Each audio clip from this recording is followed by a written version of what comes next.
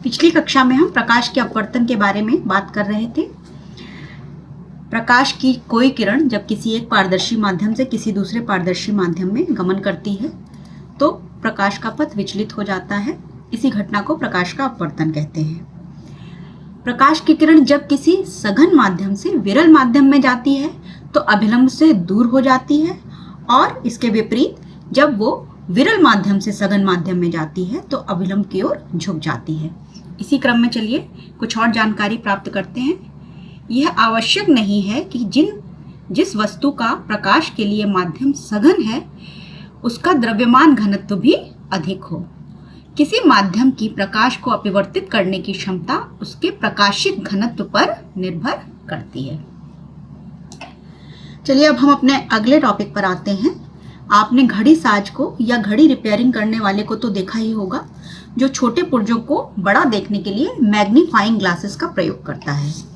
हम में से बहुत लोग चश्मे का भी प्रयोग करते हैं। इन सब में जिस ग्लास या कांच का इस्तेमाल होता है उसे लेंस कहते हैं। अब प्रश्न यह है कि लेंस क्या होता है। दो पृष्ठों से घिरा कोई पारदर्शी माध्यम जिसका एक या दोनों पृष्ठ गोलीय हो लेंस कहलाता है।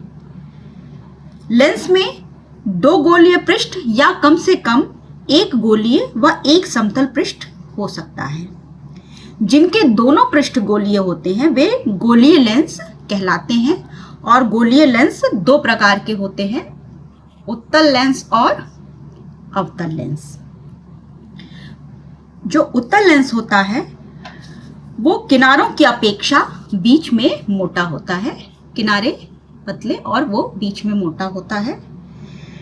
जब इस पर प्रकाश की किरणें गिरती हैं तो अपवर्तन के बाद इनको अभिसारित कर देता है या समेट देता है। इसीलिए इसे अभिसारी लेंस भी कहते हैं। अभिसारी लेंस या कॉन्वेक्स लेंस।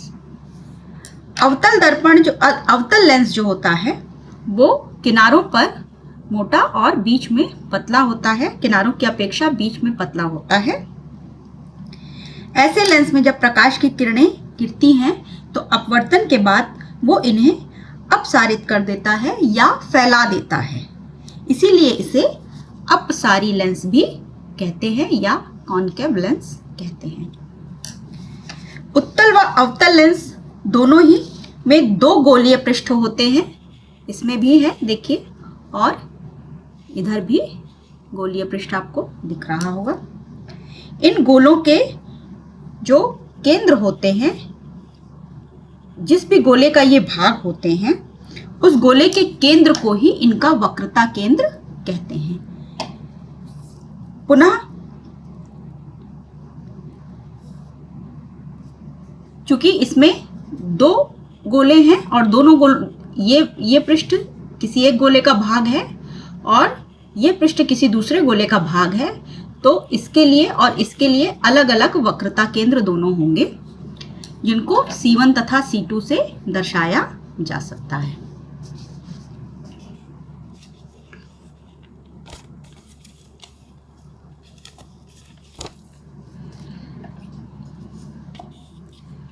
चित्र में आपको उत्तल लेंस और अवतल लेंस दिखाई दे रहे हैं। वक्रता केंद्र से गुजरने वाली जो रेखा होती है ये मुख्य अक्ष कहलाती है। लेंस का जो केंद्रीय बिंदु होता है इसको प्रकाशिक केंद्र कहते हैं, जिसको O से दर्शाया गया है। इसमें यहाँ पर मुख्य अक्ष जो है वो ये है और प्रकाशिक केंद्र ये है। प्रकाशिक केंद्र से कोई भी प्रकाश की किरण यदि गुजरेगी तो वो अपवर्तन के बाद में बिल्कुल सीधी निर्गत होती है बिना विचलन के। उत्तल लेंस में प्रकाश की वे किरणें जो मुख्य अक्ष के समांतर होती हैं अपवर्तन के बाद में मुख्य अक्ष को एक ही बिंदु पर अपसरित होती हुई दिख रही हैं। देखिए सभी किरणें मुख्य अक्ष पर एक ही बिंदु पर मिल रही हैं। यही बिंदु इस उत्तल लेंस का फोकस बिंदु कहलाएगा। अवतल लेंस में भी मुख्य अक्ष के समांतर जो प्रकाश की किरणें हैं वो अपवर्तन के बाद में अपसरित हो रही हैं या फैल रही हैं।